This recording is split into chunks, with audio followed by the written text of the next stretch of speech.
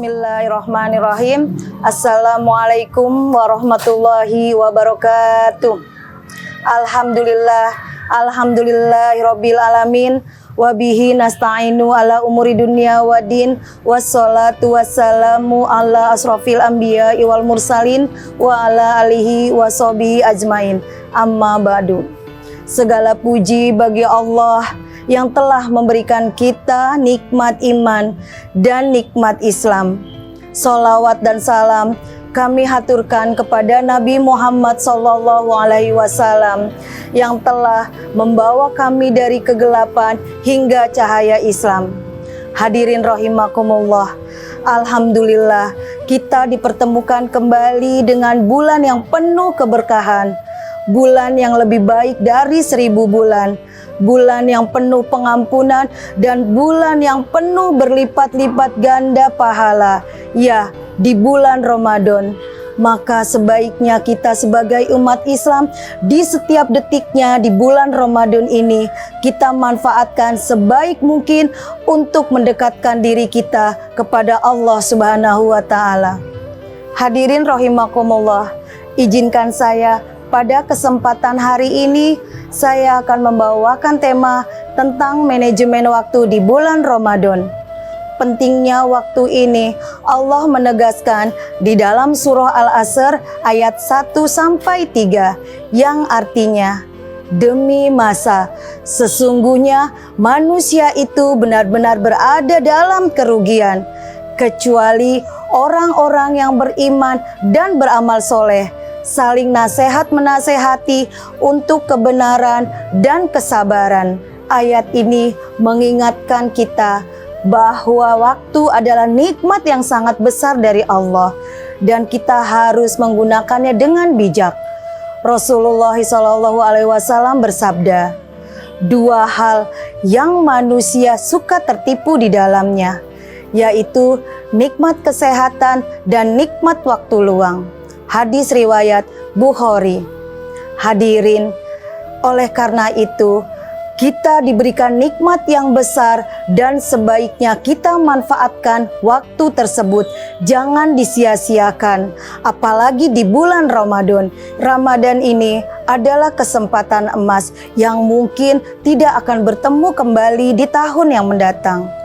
Oleh karena itu, manfaatkanlah sebaik mungkin untuk melakukan hal-hal yang mendekatkan diri kita kepada Allah Subhanahu wa Ta'ala.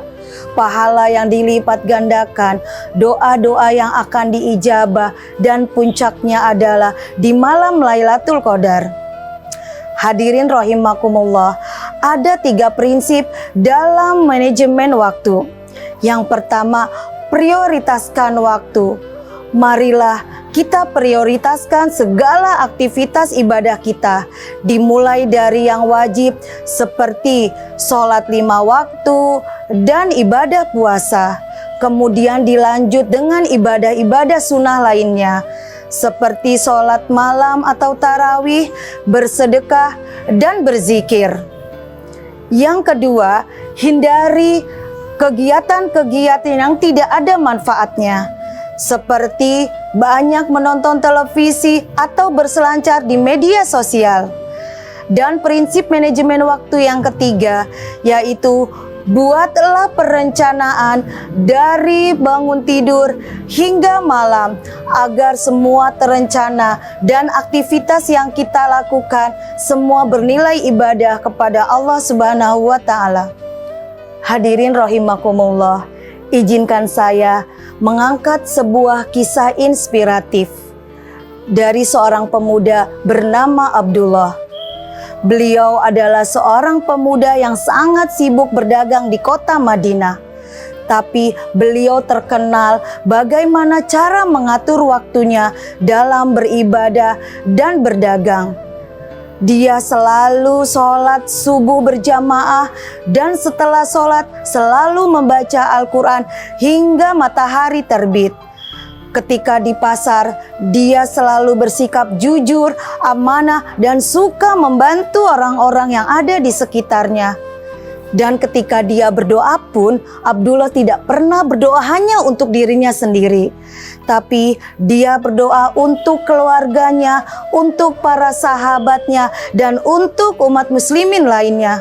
Hingga suatu saat, seorang sahabat bertanya pada Abdullah, "Hai Abdullah, bagaimana engkau mengatur waktu, sedangkan engkau sangat sibuk berjualan di pasar?"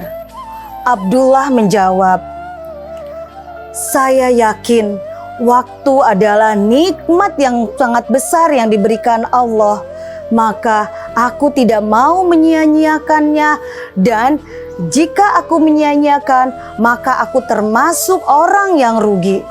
Hadirin rahimakumullah, dari kisah ini kita bisa mengambil hikmah. Seberapapun sibuknya kita, seberapapun banyak pekerjaan kita, jika kita diniatkan untuk memanfaatkan waktu sebaik mungkin, insya Allah akan bisa kita lakukan.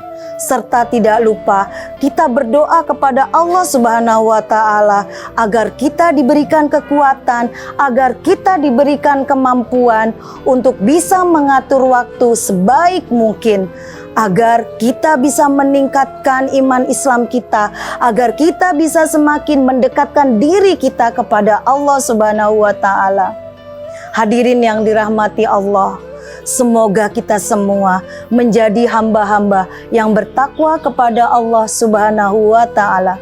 Wabillahi taufik wal hidayah. Wassalamualaikum warahmatullahi wabarakatuh.